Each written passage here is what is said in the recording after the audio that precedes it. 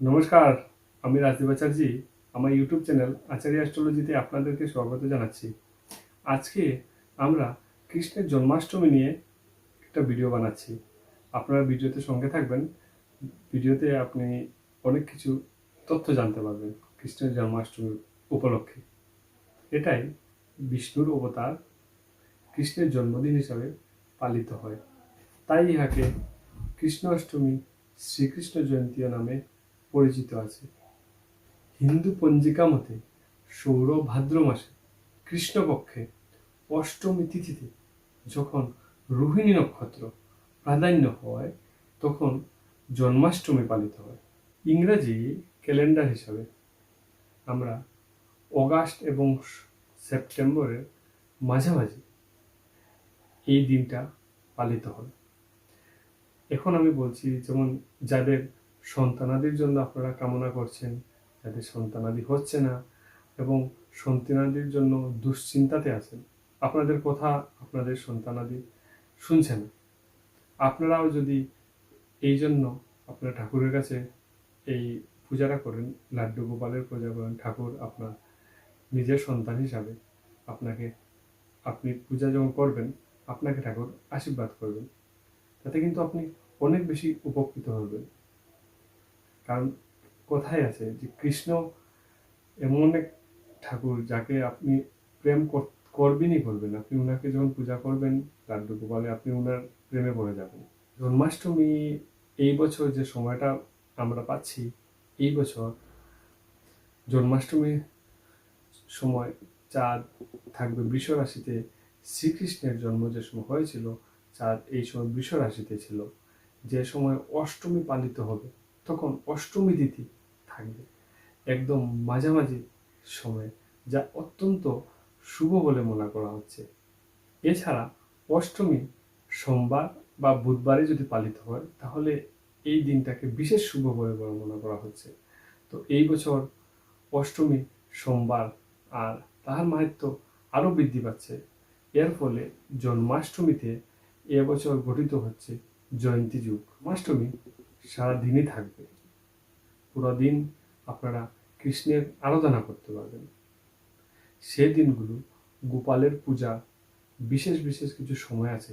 এই সময়গুলি আমি বিস্তারিতভাবে আপনাদের সঙ্গে আলোচনা করছি। জন্মাষ্টমীতে যে আপনি পূজা করবেন, জন্মাষ্টমীতে সকালের পূজাটা আপনি যদি ভোর 5:56 থেকে সকাল 7:37 পর্যন্ত এই সময়টা যদি আপনি পূজা করেন, এবং বিকালের যে পূজা এইটা আপনি 3:36 থেকে ধরে সন্ধ্যা 6:49 পর্যন্ত এই সময়টা করতে পারবেন।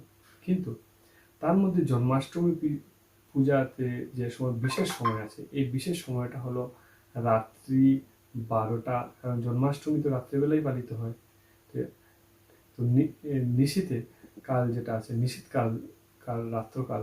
তো রাত্রকালে যে সময়টা আসছে, এই সময়টা হলো রাত্রি 12:01 থেকে রাত্রি 12:45 পর্যন্ত। এই সময় যদি আপনি পূজা করেন তো আপনি বিশেষ ফল পাবেন। আপনারা লাড্ডু গোপালকে যখন স্নান করাবেন তখন আপনারা কি করবেন, ঘি দিয়ে প্রথম স্নান করাবেন, তারপর মধু দিয়ে, দই দিয়ে, মাখন দিয়ে, গুঁড়ো দিয়ে, ক্ষীর দিয়ে, আপনারা চন্দন দিয়ে, এগুলো দিয়ে আপনার ঠাকুরকে স্নান করাতে পারবেন। তো ঠাকুরের সবচেয়ে প্রিয় হলো চন্নামৃত। আপনার ঠাকুরকে সব এক এক করে আপনার স্নান করিয়ে আবার ওইগুলো সব দিয়ে আবার ঠাকুরকে স্নান করান। আর যদি আপনি এক এক করে করতে অসুবিধা হয়, সব জিনিসগুলা আপনি একসঙ্গে মিশিয়ে ঠাকুরকে আপনি স্নান করাতে পারবেন। আপনারা প্রসাদের মধ্যে ঘিয়ের লাড্ডু, মাখন, পায়েস এগুলো যদি দিন তাহলে ভালো হয়। আমি ঠাকুরের একটা বিশেষ একটা রেসিপি আপনাদেরকে বলছি। আপনারা এই রেসিপিটা এই বছর ঠাকুরকে দেন, দেখবেন আপনারা মন থেকে অনেক বেশি আনন্দিত হবেন।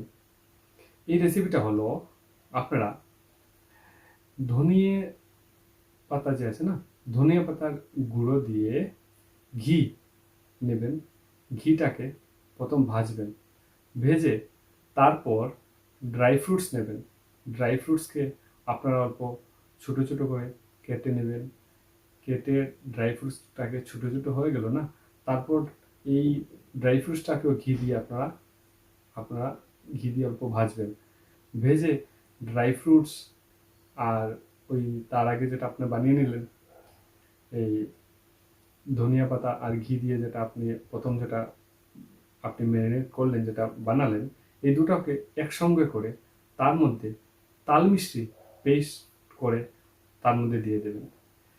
এবং এই যে রেসিপিটা বললাম আপনার, এইটা রেসিপি বললাম ঠাকুরের জন্য প্রসাদ, যে প্রসাদটা আপনি বানাবেন, বানিয়ে ঠাকুরকে দেন, দেখবেন দিয়ে আপনার ঠাকুরকে একটা ভোগ নিবেদন করুন এই বছর।